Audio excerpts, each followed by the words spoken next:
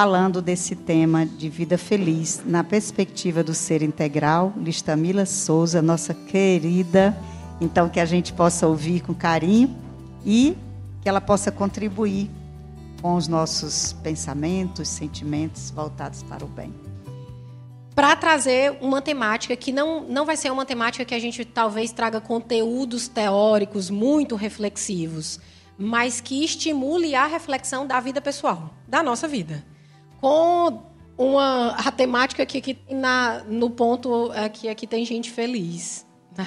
E aqui, tendo gente feliz, nessa ideia de vida feliz na perspectiva do ser integral, a gente já começa refletindo sobre a nossa vida e sobre os conceitos que a gente tem sobre o que é essa felicidade, o que é ser feliz. A gente está no momento de palestra, mas esse primeiro momento talvez seja mais de uma troca. Na concepção de vocês, na vida de vocês, vocês conseguem responder quase aquela pergunta do Pão de Açúcar, na época da propaganda, né? O que faz você feliz? Né? Que tinha uma propaganda do Pão de Açúcar. Alguém consegue dizer qual é o seu conceito do que é ser feliz? Aqui está cheio de gente feliz, então a gente vai já...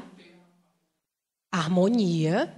Já temos uma palavra bem próxima da felicidade. Ser grato,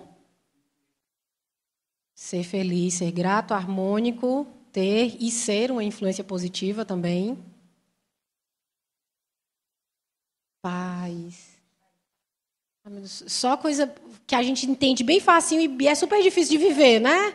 É ser grato, estar harmônico, é ter paz. Essa é a concepção que a gente tem mais precisa dentro do campo da psicologia, que o contrário da felicidade não é a tristeza, é a infelicidade. Então, às vezes, a gente está lá triste, aí, estou triste porque coisas acontecem na minha vida, e é um sentimento humano. Eu me permaneço triste em algumas circunstâncias. Eu estou angustiado. E, por conta disso, a gente associa ou ainda alimenta a ideia de não ser feliz por estar triste. Mas o contrário da felicidade é a infelicidade, que está atrelada a sofrimento. Ainda numa parcela de possibilidade que, mesmo em sofrimento, eu ainda posso tentar permanecer feliz, mesmo em sofrimento. Porque alguns, dependendo de como a gente enxerga esse sofrimento, eu miro na felicidade. Só que felicidade é um sentimento. Uma vida feliz é uma atitude. Então, uma coisa é o que eu vou sentir e uma coisa é o que eu vou conduzir a minha vida para essa, eu chamaria até de virtude. E lá no final a gente vai ver que tem uma conexão muito forte com fé, com a concepção e o conceito de fé. Se eu pensar o que é o ser feliz, ou o que torna uma pessoa feliz, a gente vai lembrar de ou situações do dia a dia, ou algumas coisas que me tiram de um sofrimento ou de uma angústia. Se eu não estiver passando por nenhuma necessidade, se eu não estiver com nenhum conflito com ninguém, se eu estiver bem no meu trabalho, se eu gostar do que eu faço, são tantas variáveis que parece que é impossível ser feliz. Porque eu preciso de muita coisa. Eu não posso estar intrigado com ninguém, eu tenho que estar em paz, eu tenho que estar contente com o que eu gosto de fazer no dia a dia, eu preciso não estar passando por nenhuma necessidade básica ou fisiológica. E aí eu acho que o mundo olha para a gente e fala assim, pois se depender disso aí, você não vai ser feliz. Porque são muitas coisas. E aí entender que, para algumas pessoas, o nível de sofrimento ele é mais raso, é assim, bater o dedinho na quina, já está em sofrimento. E tem pessoas que pode arrancar a perna que eu vou estar aqui, porque é um conceito subjetivo. Então, para a gente pensar na felicidade, a vida feliz, na perspectiva do ser integral, eu primeiro tenho que refletir qual é o meu conceito de felicidade, de ser feliz. Se eu não fizer isso, eu vou estar sempre buscando conceitos alheios, sem fazer um movimento de autorreflexão e autoconhecimento, que vai ser o caminho para o ser integral na felicidade. Porque se eu buscar na materialidade, essa felicidade, ela escorre pelas mãos. Então, às vezes, eu estou bem e vou estar feliz. Se a circunstância for ruim, eu não vou estar feliz. E aí a minha vida vai ser... O vento bateu, a depender da maré, eu vou estar feliz ou não. Tem um conto budista que um discípulo de Buda, Ananda, chega para ele e fala assim, Buda, mas você que é tão sábio, Por que você não distribui essa sabedoria para as pessoas? Você pode fazer isso, por que você não faz? Aí Buda, muito sábio, como era, fala assim, vamos fazer uma pesquisa, Ananda. Você bate na porta da casa de todo mundo e pergunte para as pessoas o que é que elas querem. Você vai lá e fala assim, oi, como é seu nome? Censo do IBGE, né? Como é seu nome? Liz. Liz, o que é que você mais queria da vida? Aí a Ananda foi fazer essa pesquisa. E aí, na pesquisa, foi batendo na casa das pessoas e encontrar, eu queria muito que os meus filhos tivessem prosperidade. Eu queria muito, se eu pudesse pedir uma coisa para a vida, para o universo, eu queria muito ter saúde. E aí as pessoas falaram diversas coisas.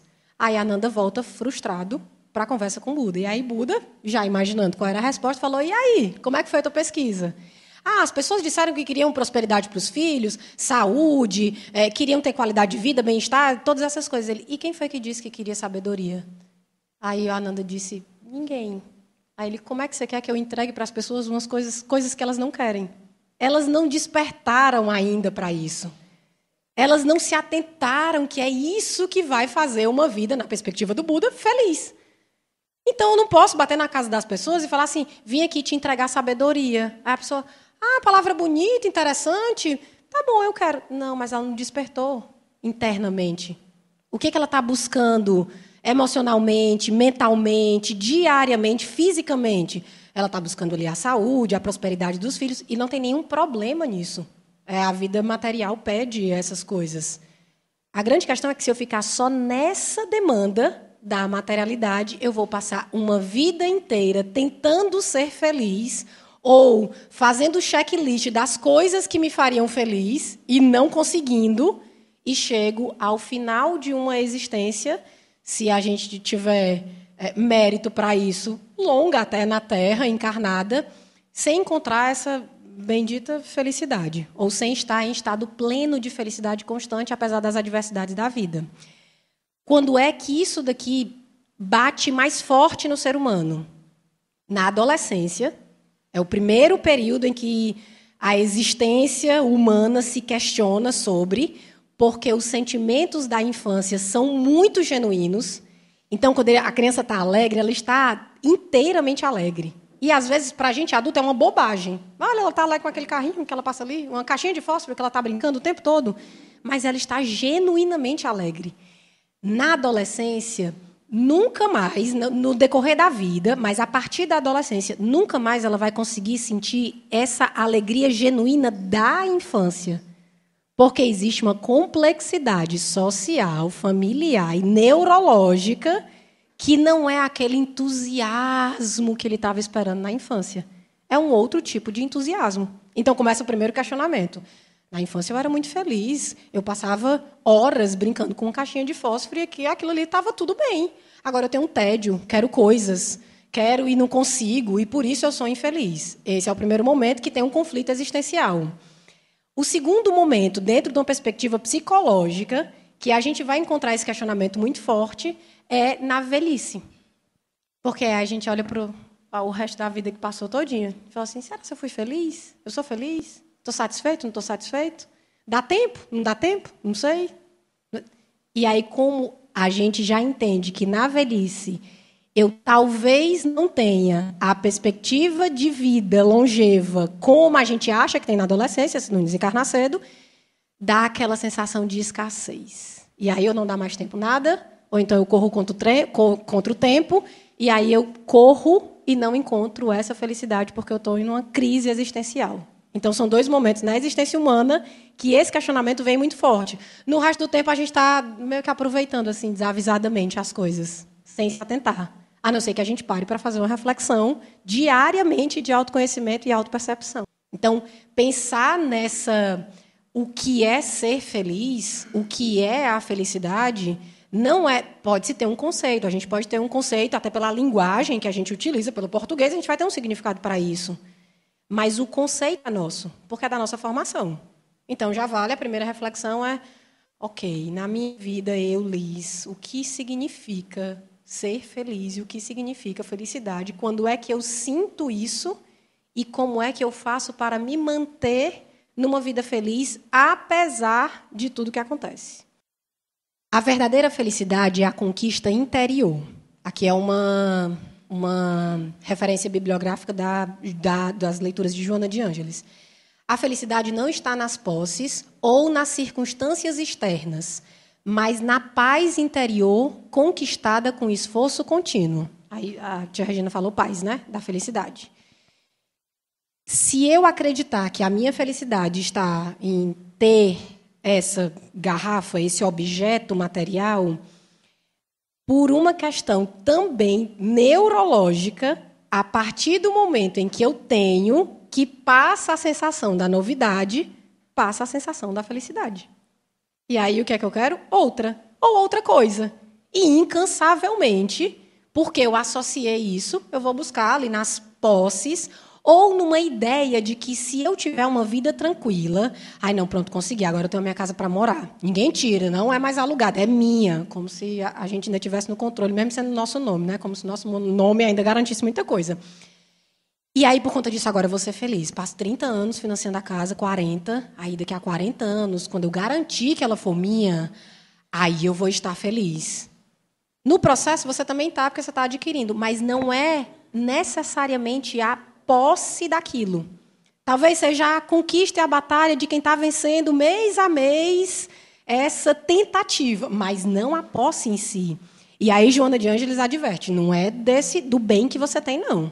Até porque, entendemos nós, a imortalidade da alma, mas não fica nada, nem seu corpo.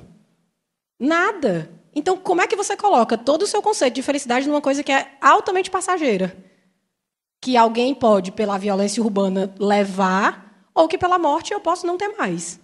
E aí ela vai trazer, se as circunstâncias externas estão interligadas à sua ideia de felicidade, recomendo você buscar uma paz interior, que é uma conquista de esforço contínuo. Aí, mais um conto da sabedoria budista. Eu acho que até já trouxe aqui alguma vez, Buda meditando, e aí chegou um rapaz muito irritado, e aí quer falar com Buda, Buda está aqui no momento dele, tudo, aí ele vai lá, levanta, oi, pois não. Ele, você demorou a me atender, eu estou aqui angustiado e tal. E ele cospe em Buda. E aí um dos discípulos levanta e fala assim, como é que pode? Aí começa ali aquela discussão, né? Isso é Buda, você cuspiu em Buda. Isso é inadmissível, vai embora. E aí Buda, calma, respira, fala, meu amigo, muito obrigado. E aí o discípulo dele, que já estava irritado, não estava em paz, fala, obrigado. Ele cuspiu em você. Ele, não, mas ele acabou de me mostrar que eu não tenho raiva em mim. Que não me trouxe nenhum sentimento de ofensa. Foi o meu melhor mestre, muito obrigado por isso. E o discípulo ainda, em treinamento, na busca da paz interior, quase não conseguiu entender nada daquilo. E Buda, que na conquista de esforço diário, busca a sensação de paz na perspectiva de uma vida feliz. Uma vida que precisa de muito pouco de posse, mas estando encarnado, precisa do necessário para ter uma qualidade de vida, mas que precisa muito mais daquilo que ninguém toca, que é a subjetividade, que é o que está aqui. E aí a outra recomendação é, o ser feliz é aquele que se aceita, se transforma e vive em harmonia consigo e com a vida. Aí a harmonia foi outra palavra que trouxeram, né? Quando a gente falou de felicidade. A pessoa que está feliz, o sujeito que está feliz, que permanece em felicidade, ele aceita. Primeiro, ele aceita as coisas como elas são. Não adianta ficar brigando com as coisas. E aí as pessoas, porque o sinal abriu, porque o sinal fechou. Mas é porque isso, mas é porque fulano. Aceita, recebe como tem que ser.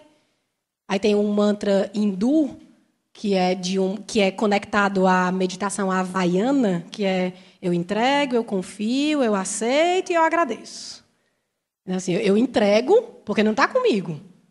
O que eu posso fazer, eu faço aqui o que está no meu controle, mas o resto eu entrego tudo. E eu confio que vai ser feito o que tem que ser feito. E o que tem que ser feito vai ser o melhor para mim, mesmo que eu não goste. E aí, nessa confiança, eu consigo me desprender um pouco da angústia, do sofrimento que gera infelicidade.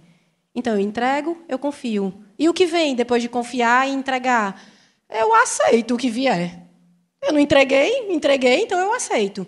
Aceitando, mesmo não gostando, eu ainda agradeço. E aí, Liz, mas me deram um negócio muito ruim. Aí, se fosse uma piada cearense, né, que dizia, seu Lunga, estão me dando uma coisa. Ele, pois receba. Mas é ruim. Ele disse, pois devolva. Então, se fosse aqui no nosso cearês, mesmo uma coisa ruim, a gente não ia agradecer, a gente ia devolver. Mas a nossa tentativa de uma evolução moral e espiritual é, tá bom, meu senhor, muito obrigada. E como é que agradece esse desastre que aconteceu?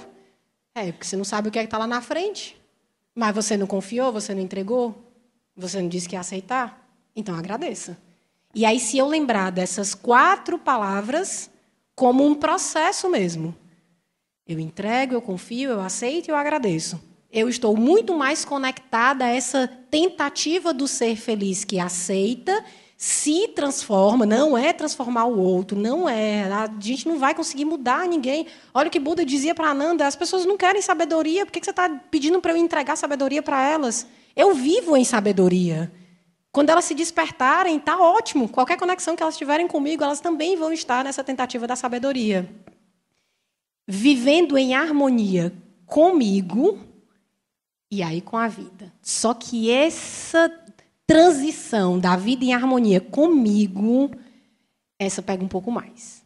Porque aí é culpa, ressentimento, remorso, é arrependimento, por que eu não fiz isso? Aí quando a gente chega na adolescência não tem, né? As 2 crises existenciais da felicidade. A adolescência tem muito pouco, tem menos trajetória de vida encarnada. Na velhice, a gente já tem mais, muito mais. E, se eu voltasse no tempo, eu faria tudo isso diferente. Aí, quando a gente está em atendimento, a gente fala assim, faria não. Você não tinha a sabedoria que tem hoje. Não faria não. Você fez foi o mesmo que podia. Podia ter sido ainda bem diferente, para ruim. Poderia ser bem pior. Você pensa isso hoje pela a sabedoria que você adquiriu na ideia, ainda numa hipótese de que se você agisse diferente há 30 anos, poderia ter dado um resultado diferente, porque ainda assim você não sabe. Você fez o melhor que podia. Mas eu não sei se fiz o melhor que podia. É porque você não estava consciente, não pensou direito, não refletiu, aí você só fez. A gente fala muito na psicologia que não tem escolha certa e errada. Tem escolha libertadora, que é a consciente. Ela foi pensada, analisada, botou aqui para dentro, refletiu? Sim. Então, escolha consciente. Faça. É certo ou errado? Se for legislação, a gente vai te dizer o que é certo e errado. Mas sobre a vida humana, qual é a moral e qual é a filosofia de vida que você carrega? Essa vai te dizer o que é certo e errado. Mas não sou eu que vou fazer isso, a não ser que você transgrida as leis que a gente já tem estabelecidas em código.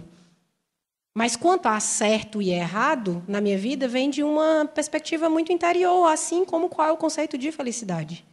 E aí, Joana de Ângeles faz vamos lá, primeiro aceite as coisas como elas são, porque elas são como elas têm que ser. Aceite que dói menos. Até porque não aceitar, 2 trabalhos. É você não aceitar e não mudar nada. Vai continuar do mesmo jeito. Mas eu fiz tudo o que eu podia fazer para mudar a circunstância. Está ótimo, então esteja em paz. Você fez tudo o que podia. Mas eu continuo tentando. Melhor ainda, continue tentando. Mas a parte que não lhe cabe, que é quase 90% dela, entregue e aceite. Vivendo em harmonia consigo e com a vida. Para isso, eu me transformo todo santo dia. Mas se a gente conseguisse fazer um diário, era uma atividade interessante, depois de 20 dias, a gente já cansou de fazer. O que eu mudei hoje? Só no final do dia. Pega esse papel do lado da cama, aí você fala assim, o que foi que eu mudei hoje? Aí você vai pensar. Eu mudei, porque aquela situação ali, eu acho que eu teria mais facilmente ficado com raiva. Aí eu não fiquei. Opa, uma mudança. Ok. Aí vai no outro dia, o que foi que eu mudei hoje? Você vai dizer, nada. E a gente geralmente não vai conseguir responder rápido, porque a gente vive no automático o tempo inteiro.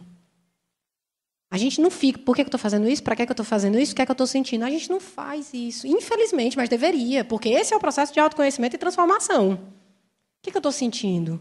Às vezes, se alguma situação da vida ou do trabalho me irrita ou me entristece, eu fico mais em silêncio. Aí eu fico assim, introspecto, alguém fala assim, por que tu não fala nada? Porque eu estou pensando, calma, que eu não posso... Deixa primeiro meu coração acalmar, para eu não falar alguma coisa que depois eu vou ter que pedir desculpa. Aí, primeiro eu penso.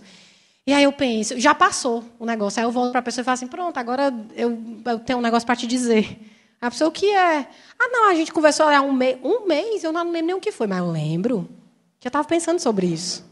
Só que naquele momento eu estava com raiva, porque eu detectei, eu estava triste, frustrada, decepcionada. E aí eu precisava pensar sobre para conseguir analisar e trazer para fora de mim, como se fosse uma construção. Se a gente conseguir imaginar no concreto que tudo que sai das minhas mãos, que eu faço, e tudo que eu falo, constrói algo fisicamente, a gente tentaria imaginar que construção é essa. Então, se todas as coisas que saem da minha boca, que vem do meu coração, que eu decidi abrir minha boca para falar, e tudo que as minhas mãos fazem, o toque, a construção, a escrita, qual é a imagem que isso transforma, que é o concreto? Talvez, se a gente conseguisse fazer esse exercício, a gente perceberia se tem mais coisa para transformar do que a gente imagina ou não. Porque se falasse, menino, mas eu falo tanta coisa sem futuro, eu disse, essa construção aí talvez não esteja muito boa, não. Mas se eu não aceito, se eu não transformo, se eu não vivo nessa harmonia comigo e com a vida, sempre reclamando de tudo, lamentando tudo, eu estou bem longe do que Joana de Ângeles orienta, que é a transformação do ser feliz. Reforma íntima, exatamente. É a transformação interior. É. Que talvez seja... Se a gente esquecer tudo, esqueci tudo que já aprendi na vida. Só não esqueça da reforma íntima. Só essa... Esqueça a caridade, dedicar o meu tempo. Esqueci tudo isso, Liz, assim, a amnésia. Parece que eu nunca nem aprendi, nunca ninguém nem me falou sobre isso. Só não esqueça da parte da transformação interior.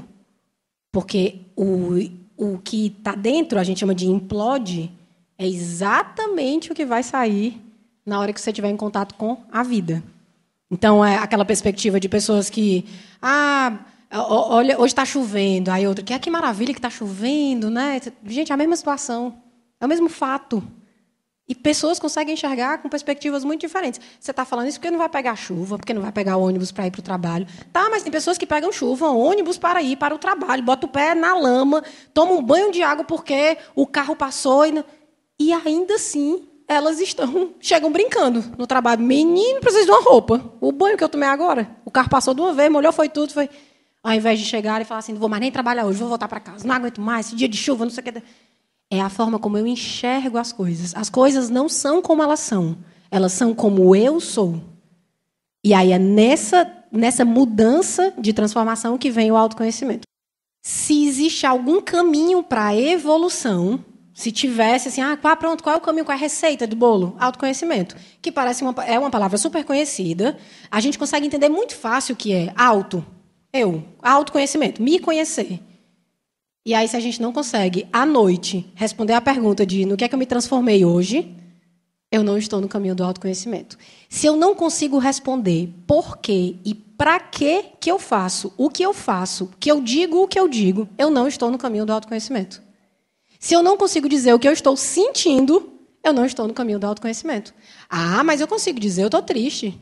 É só esse sentimento que você conhece? É só? Não. Muitas das vezes, não é tristeza. É angústia, frustração, decepção, raiva, melancolia. Não é tristeza. Eu lembro de um paciente que eu tinha que todas as vezes ele chegava e dizia, e aí, como é que tá, fulano? Estou bem. O que mais? Não, estou bem. Mas o que é o bem? Ou então ele chegava e dizia, eu estou mal hoje. E o mal? Não estou muito mal. Aconteceu isso. Aí ele contava as circunstâncias e dizia, estou mal. Aí, em algum momento, a gente chegou e falou assim, vamos lá, educação dos sentimentos. Existem muitos sentimentos dentro do que é mal e do que é se sentir bem. O que você está sentindo? E aí, no autoconhecimento, no caminho para a evolução, estou feliz, estou alegre, estou frustrado, decepcionado, estou contente, estou entusiasmado, estou tão empolgada para isso. Estou com paixão pela vida. Tem uma empresa que eu trabalho que tem um dos valores dela é paixão em servir. E aí trabalho em varejo, é uma empresa de comércio. Um dos lemas dele é paixão em servir. Servir as pessoas. Servir. Todo mundo que entra aqui, por mais que seja meu cliente, eu vou servir. E eu tenho que ser apaixonado por isso. Que parece um sentimento mais da materialidade, mas é a ânima para fazer. Então, o caminho do autoconhecimento é o caminho da evolução. Através do autoconhecimento, o ser descobre as partes que a gente não quer descobrir. As sombras, os medos, os desejos inconscientes e alguns dos potenciais mais adormecidos, para o bem e para o mal. Quando a gente começa esse profundo trabalho de autoconhecimento, se questionando o tempo inteiro. Para quê? Por quê? O que é que eu estou sentindo? O que é que eu quero com isso? Para quê? O que é que eu ganho com isso? Qual é o intuito de estar sentindo isso? Liz, eu estou simplesmente só sentindo. Não, mas você é o operante, você é que opera, você que está no controle dessa situação, ou deveria. Então, o autoconhecimento vai fazer com que eu descubra as sombras e os medos. O que é que consta no meu manual de filosofia de vida eu uso na hora que as coisas dão tudo errado? Aí, na hora que dá tudo errado, que aí qual é a tendência que você tem? Aí está com raiva, desesperado, preocupado, tudo isso, né? Aí o que é que eu pego? O manual. O manual não serve quando você está super bem. Alguém vai ler o manual quando já sabe usar o micro-ondas? Não vai. A gente vai pegar o manual quando... Vala, não está funcionando. E agora? O menino pega o manual para saber se tem um botão para apertar? A gente usa o manual de vida, que é a nossa moral e filosofia de vida, para isso. Eu a utilizo todas as vezes que a vida quer me encaminhar para raiva, decepção, frustração, medo, preocupação, desespero e tudo isso. E aí, no meu manual consta os meus ancestrais, a história de vida que aconteceu antes de mim. Para eu estar aqui, a minha bisavó, que eu não sei quem é, como é o nome da minha bisavó? Joana e Rita. Joana e Rita passaram por coisas que eu nem imagino, mas que provavelmente fizeram com que eu estivesse aqui. E depois, com os meus ancestrais, a minha avó, Elvira, passou por coisas para que eu não passasse. E por isso eu tenho a oportunidade de estar aqui. Fazendo isso, ela trouxe com que a minha mãe vivesse coisas que ela não precisou viver para eu estar onde eu estou. E a minha mãe me proporciona um estilo de vida e uma possibilidade para que eu viva de uma forma em que ela não precisou mais viver, como as dificuldades da vida. Então, eu passo por dificuldades para que os meus descendentes não passem mais, se assim eles honrarem a história. Então, na minha filosofia de vida tem honrar os meus ancestrais. Uma das coisas. O Freud, que já não está mais com a gente há bastante tempo, pai da psicanálise, que ele tem uma frase dentro da teoria dele que ele fala sobre o medo de mudar e a dor de estar vivendo. Ele fala, enquanto a dor de estar vivendo não for maior que o medo da mudança, a pessoa não muda. Porque por mais que eu saiba que eu estou infeliz, com a não aceitação, dá muito medo mudar.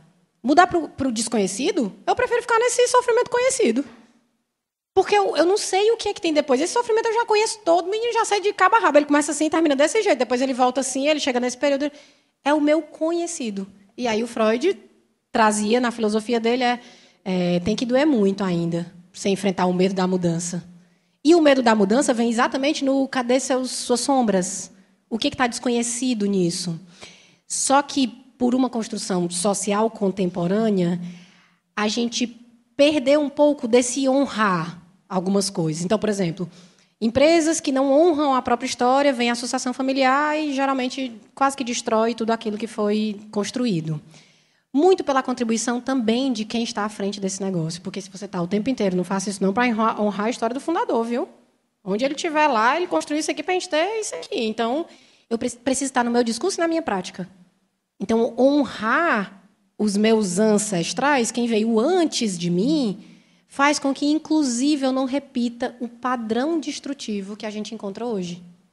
Eu pego tudo que foi passado antes de mim, tudo que foi vivido antes de mim, pego tudo que foi de positivo nisso e honro a partir do momento em que eu olho para a vida com esperança, fé, coragem, apesar de qualquer coisa, de alguma forma, eu acredito que eu estou me conectando lá com a minha avó, que passou por um monte de sofrimento, e fala assim, vó, eu vou sofrer por isso não, que a senhora deve ter passado por tanta coisa.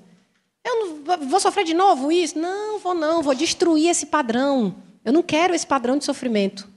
Só que a gente perdeu, dentro dos instrumentos sociais, a possibilidade de gerar autoconhecimento. Pela vida muito consumista, muito... E aí, para o Freud, tem a salvação.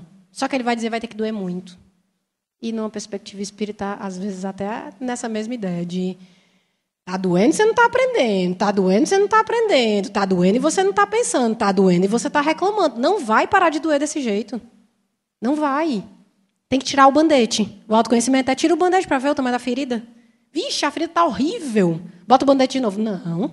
Agora que você tirou, vamos limpar, mas dói. Aí, no meu manual, tendo honrar a história dos meus ancestrais, tem as questões da sociedade atual. A gente tem uma filosofia lá na empresa que eu trabalho que é ética espiritual. E não é voltado à religiosidade necessariamente, porque tem muitas religiões no meu espaço de trabalho, mas tem uma frase que é: nem tudo que a terra aplaude, o céu aprova. Aí isso guia as nossas práticas. E aí faz com que a gente... Opa, isso aqui você está com empresas, dinheiro, poder, status. Eu estou na empresa do fulano de tal, olha, fulano de tal é sucessor daquela empresa do tamanho do mundo. Eu sou... Ei, a terra aplaude, o céu aprova isso aí? Não aprova não. Pô, então volta. Vamos um pouco com mais humildade e fazer o trabalho que a gente tem que fazer. Se o que eu tenho beneficia só a mim, não beneficia ninguém.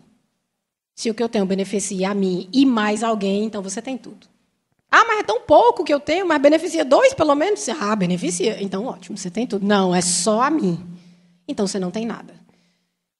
Esse processo de autoconhecimento que vai quebrar conceitos sociais... Quando a gente começou falando assim, qual é o conceito de felicidade?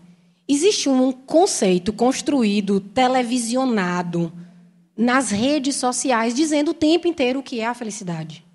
E aí, se eu não paro para fazer o processo de autoconhecimento, falar assim, realmente eu acho que isso aqui me faz feliz. Mas realmente eu acho que o outro está feliz. Uma vez uma paciente minha falou assim, como é que pode? Aquele cara, era um ex dela lá, o cara é horrível, é terrível, é um péssimo pai, é um ser humano abominável. Eu disse, mas casou com ele, né? Foi, mas casei com ele, mas não estou mais. E como é que dorme, vive a vida desse jeito, e eu passo por todos os perrengues que eu passo? Eu falei, você não sabe como é que ele bota a cabeça no travesseiro. Você não sabe, você está olhando aqui para ele, tudo que ele fez a você, e você acha que ele faz ao mundo, é terrível. Mas está lá, sorrindo, vivendo a vida, muito bem, obrigado. Mas você não sabe o que tem dentro. Então, esse processo todo vai exigir muito da gente, uma coragem, disciplina, amor próprio, mas não é aquele amor próprio da vaidade. Mas eu me amo, ninguém vai fazer isso comigo porque eu me amo. Não, esse não é. Esse é muito mais um conceito material do que o conceito mais transcendente disso. O amor próprio ele vem muito mais do... Você é um ser abençoado por estar vivo. Não gaste essa oportunidade. É como o recurso financeiro que eu tenho, que eu desperdiço. Meu Deus, se eu não ser abençoado por ter esse recurso financeiro, não desgasta esse negócio, joga fora, não. O amor próprio vem muito mais do honre, que talvez seja a palavra, a vida que você tem. E aí sim você consegue se amar. Tem uma paciente que a mãe está em estado terminal, na descoberta de câncer.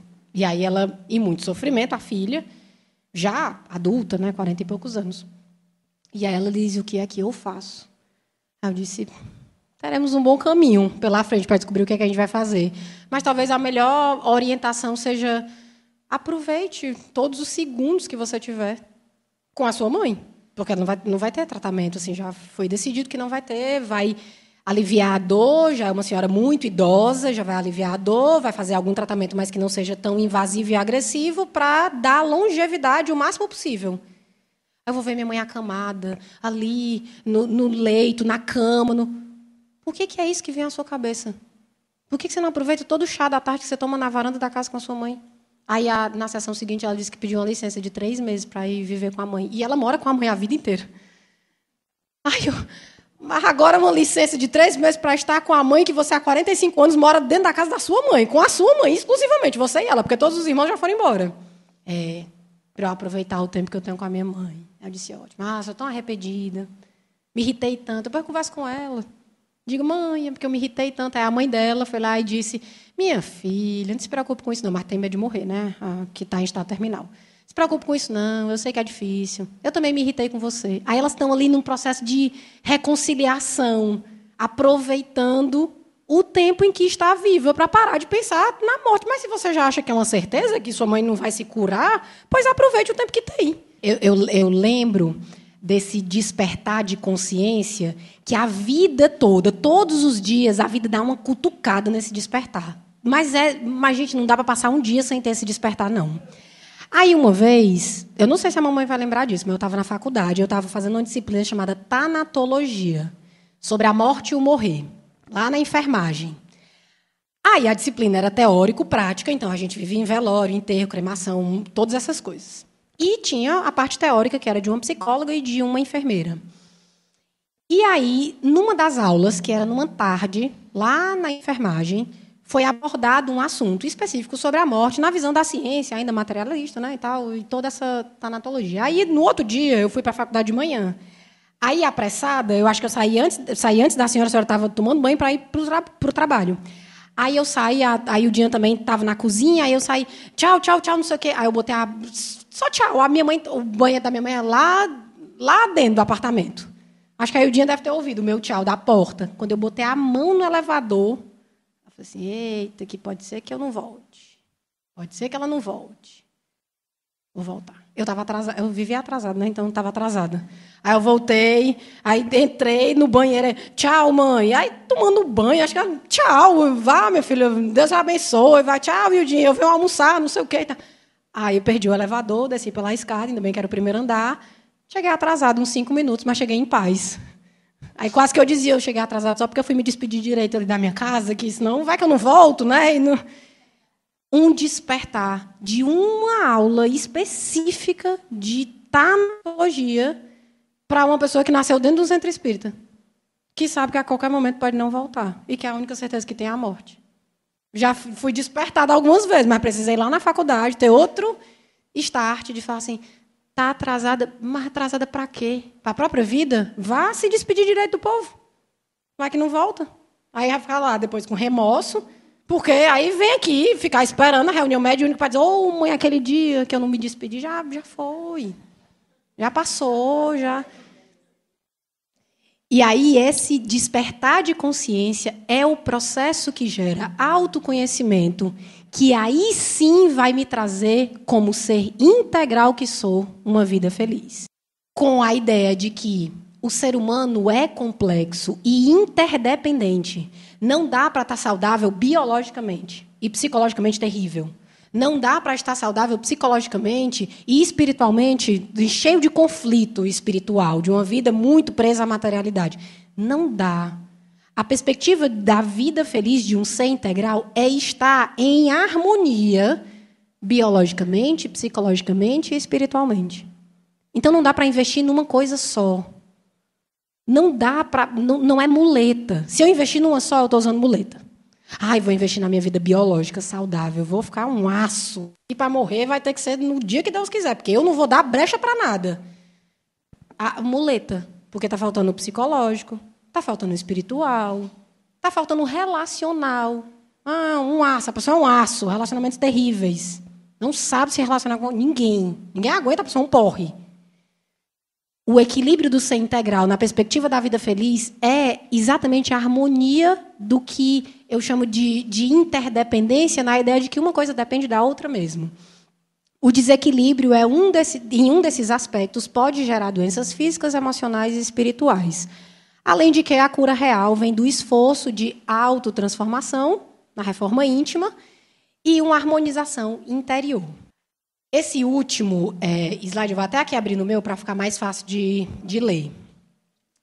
É uma reflexão do Pedro Bial. Uma pessoa bem conhecida, né? O Pedro Bial tem umas crônicas, tem uns contos. Pedro Bial, ele escrevia o... Não sei se vocês vão lembrar, Bem-vindos à turma de 2004, no Filtro Solar. Né? Que ele fez uma crônica enorme, musicada.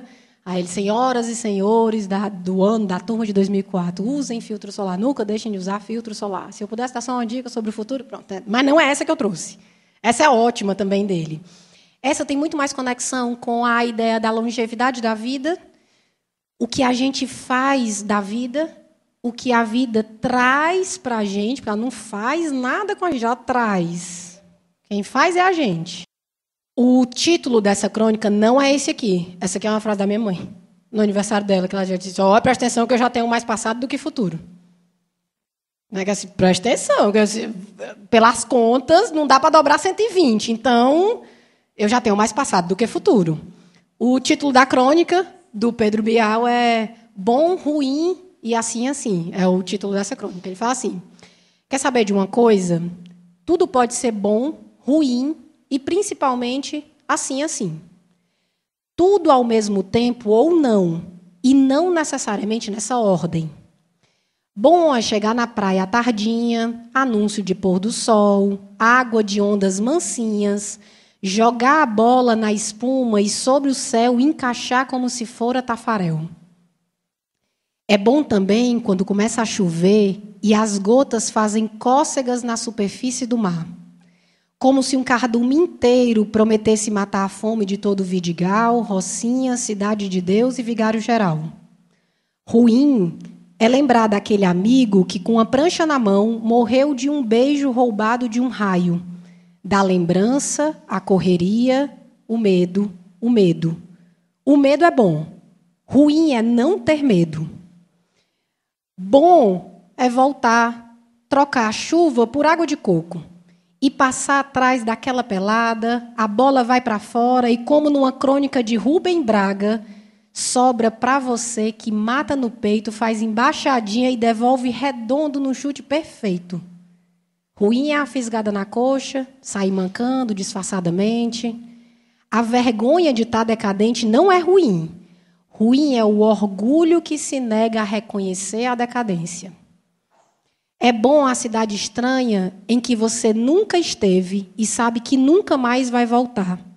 E nesse lugar você tem a obrigação, meio sem graça, que cumpre com estilo e precisão, traçando um dia perfeito no arco do tempo. Quando cai a noite, é bom tomar um banho e, sob o chuveiro, é bom sentir saudade. Ruim é não ter saudade. E como é bom sair sem direção pelas ruas da cidade, pensando no que você fez da vida e no que a vida fez em você. Bom é sonhar, realizar não é tão bom, mas ruim mesmo é não realizar. O fim de um grande amor é muito ruim. Um grande amor não tem fim. Bom é amar, ruim é amar. Bom é encarar a vida com fantasia. Quando o poeta desaparece, é bom colocar o chapéu de Bogart que tudo pode solucionar. Ruim é encontrar o precipício. Morrer não deve ser tão ruim assim. E é bom falar sobre bom, ruim, e pode ser pior. Assim, assim. Essa crônica do Pedro Bial, ele passa por várias perspectivas da vida que você pode encarar como bom, ruim, ou assim, assim, meio mais ou menos. É ótimo o mar, a chuva no mar, que parece que faz carinho no cardume de peixes que vai matar a fome de todo o Vidigal, Rocinha, Cidade de Deus, Vigário Geral, as favelas do Rio de Janeiro. Ruim é aquele amigo que morre acertado num raio com a prancha na mão. A vida é o bom, ruim e assim, assim. E qual é a ideia final do ser integral numa vida feliz? A diferença toda vai fazer é como você encara as coisas. E como você encara as coisas é como você é. Você pode olhar para uma situação e falar assim, eita, que essa aqui vai ser difícil. E ainda assim você fala, mas pode ser bom, ruim ou assim, assim, vamos para frente. Ou então você olha para uma situação e fala assim, essa vai me derrubar. As adversidades da vida são incontáveis, inúmeras. Coisas, talvez, que da vida do outro a gente não saiba porque quem está passando é ele. Não é essa a questão específica da vida feliz no ser integral. A vida feliz no ser integral é como é que você está enxergando as coisas que você está vivendo, numa perspectiva biológica, psicológica e espiritual. E quando você olha para o passado, você enxerga como? Ah, só enxerga as coisas que eu deveria ter feito e não fiz. Mas está em tempo ainda para fazer. Se você ficar lá preso só enxergando o que deveria ter feito e não fez, o tempo vai passar e você não faz. Ou então eu enxergo errei muito, acertei um bocado. Eu espero que na próxima encarnação eu tenha aprendido para não errar a mesma coisa que eu errei dessa vez. Essa é uma forma diferente. Bom é botar o chapéu de Bogart, que tudo vai solucionar, mas quem soluciona é a gente. E aí, por fim, a conexão de uma vida feliz no ser integral é talvez a total crença ou certeza no que a tradução da palavra já é essa, que é fé. Tem uma música, eu vou encerrar, não com a música, mas só com um trecho de uma música, que é uma música, não é ecumênica, é um louvor, é uma música da igreja evangélica, que talvez seja conhecida porque o título da música é Deus Proverá. E Deus Proverá, que é negócio assim, rapaz, tá ruim, né? Mas vai prover, eu não sei como é que ele vai fazer, não. Eu não faço a menor ideia, porque eu estou olhando aqui para a perspectiva e só piora. Mas ele vai trazer alguma coisa. Isso é fé. Fé não é o... Ai, não, mas espera aí, porque eu acho que Deus ele vai fazer isso aqui, porque se ele fizer isso aqui, aí eu vou conseguir... Nada. E é exatamente na pior situação da sua vida que a questão da fé aparece. Lembra quando vocês foram lá, quando eu morava em Maranguape, que entraram na minha casa? Aí eu fiquei uma noite sem dormir, né? Qualquer barulho tinha... Vale, meu Deus, o que é isso? Pronto. Fiquei ali assombrado por alguns dias. No dia posterior, quando eu estava saindo de casa, eu falei assim, mas é muito fácil ter fé quando nada acontece com você, né? Nada me acontece. Tenho uma vida tão confortável, graças aos meus ancestrais. Tenho uma vida tão confortável. Aí se acha uma pessoa de tanta fé. Aí agora que acontece um negócio que ninguém nem tocou em você. Foi com as suas posses. Suada, sofrida, sua posse. Aí você está questionando, mas Deus, por que na minha casa? Ainda joga para o vizinho. Por que não foi no vizinho? O pobre do vizinho, ainda estou jogando para ele. Por que na minha? Ele tentou entrar na do vizinho, não conseguiu entrar na minha. E por que isso? Está questionando por quê? Mas não era agora que era para ter fé? Não era agora que era para confiar, entregar, aceitar, agradecer? Aí a vida não cutuca, né, o tempo todo, mas a gente tem que se abrir para isso, saindo, estava passeando eu tinha perdido um cachorro na época, estava buscando outro cachorro, enfim, né? E aí saindo ali na calçada, eu falei assim, eu não fui embora daqui. A mamãe até falou, vá para um condomínio, vai morar em outro lugar, vai não sei o quê. Eu falei, não, eu vou conhecer todos os meus vizinhos agora. Eu vou passar por aqui, vou caminhar todos os dias por essas ruas e vou me sentir segura nesse lugar que eu escolhi para morar. E eu não vou questionar. Porque aconteceu foi pouco, podia ter sido pior. Eu não estava em casa, não levaram tudo. Claro que é uma sensação de invasão que parece que alguém entrou em você.